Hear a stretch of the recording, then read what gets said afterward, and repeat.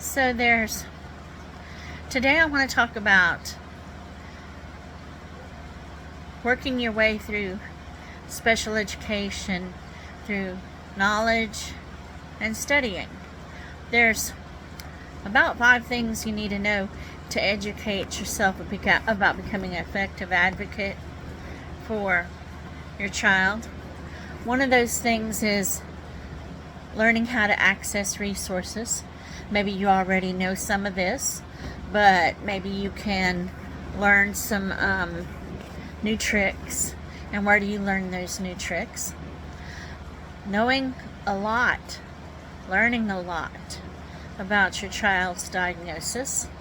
Special education law, federally, the way that it turns into state law in your state, and then the policies and procedures in your school district. How to implement the law, and what kind of information there is out there about the implementation. And then what to do when there's problems, different dispute resolution techniques. What do you do when things come up? So let's talk about how to access resources, or learning how to access those resources. There's a lot of places for resources, whether it's about special education or about the diagnosis. You can get things off the internet. Be sure to get things from valid sources, not just Cindy's blog. The library. Books are still a good place to access resources. Use that library and use those free resources. Community resources like Families Helping Family Centers or Parent and Training Information Centers. I know that there's parent training and information centers in every state.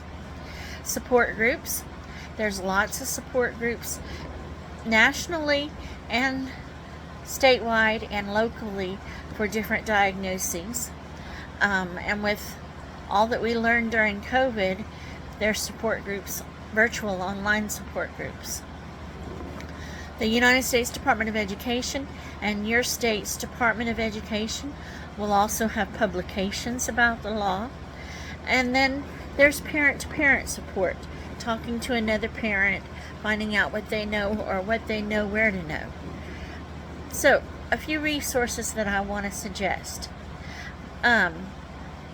Although it's been around for a long time, rightslaw.com is a good place to go. Then there's the www.doe.state.la.us. That's the Louisiana Department of Education. ed.gov is the United States Department of Education as well.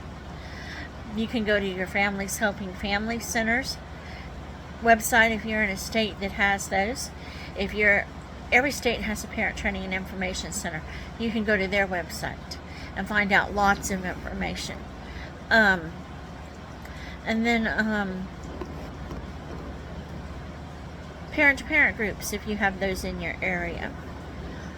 Understanding your child's diagnosis. So, your child's doctor, therapists, if you have them, and teachers should be working together, providing information and next steps, for want of a better phrase, regarding a diagnosis. Those next steps might include therapies, accommodations, modifications, things that can be implemented in the classroom. Just a little list. There's the primary care doctor, there's the OT, the PT, the speech. Do you have a behavioral therapist? Do you have an ABA therapy? A psychiatrist, a psychologist? Maybe you're getting therapeutic recreation. That's a therapist you could access. And then school system personnel. They're usually more than happy to provide information about different diagnoses, even though they don't diagnose. They're happy to provide information about it. And then, of course, they're happy to provide information about school classifications as well. So, like I talked about a few seconds ago, go online and research your child's disability. Talk to other parents. That's where you find them in the support groups and what's worked for them. And Facebook. There is a Facebook group about almost every diagnosis you can think of, and plenty of them about special education. Ask questions. People love to answer questions. Ask all the questions that you can. So, another thing that we talked about was understanding the law. You want to know about the Individuals with Disabilities Education Act, and at least have read it once, and you'll probably read parts of it many times. There is Section 504 of the Rehabilitation Act. It's relatively short, but it's hugely important. There's the Families Education Rights and Privacy Act. It's called FERPA. If somebody discloses personal information about you, that's going to be an important law for you. And then there's your state's bulletins, booklets, law, however your state does it. The Individuals with Disabilities Education Act has several sections that are hugely important. The findings and the purposes. That's what the legislators want to make sure that we know how they were headed with this law. Definitions. The state's responsibilities. Big section about evaluations and IEPs. Procedural safeguards. I like procedural safeguards. I want to know what to do if. So that's just like a quick overview of the IDEA, the federal law. Section 504 of the Rehabilitation Act of 1975 is a civil rights law, and it prohibits discrimination against people with disabilities.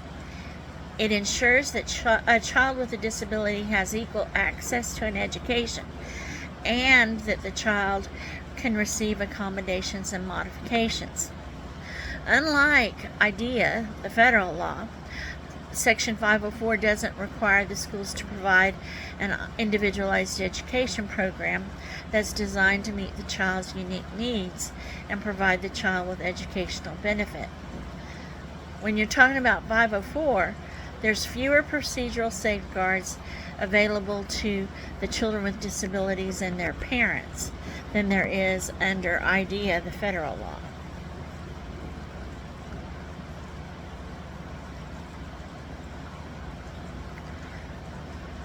So the FERPA, Family Educational Rights and Privacy Act, is a federal law.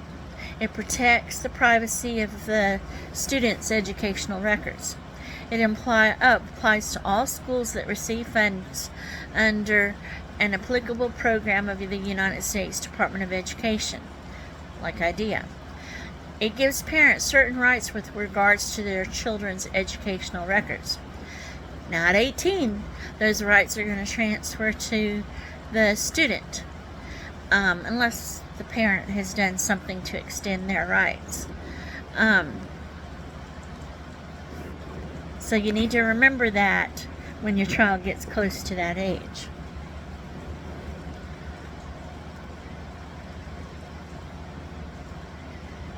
So when you're in a meeting and you want to implement the law, there are certain things you should do. One of them is speak up. Let the school know you understand your rights and that you've been researching them and will continue to. Attend all those meetings. I know it's difficult. I know it's annoying. I know you miss work. It's important. Keep good records. Keep pieces of paper. Keep examples. Keep copies of text, copies of emails. Document everything. I have friends that have telephone logs, time, date, and who they spoke to. The time, because sometimes they speak to the same person more than once in a day. And some days they speak to several people. Keep track of who's going to do what. Write it down. If you're going to do something, if you say you're going to do something, do it. But be kind. Build relationships with those teachers and administrators. They have a difficult job. Yes, you're there to advocate for your job, for your child, but be kind. You want to know who your school board members are and your Bessie board members. When you're requesting a specific service, accommodation, or a modification, state and provide the law that entitles your child to that service, accommodation, modification. Don't make everybody guess or search for it.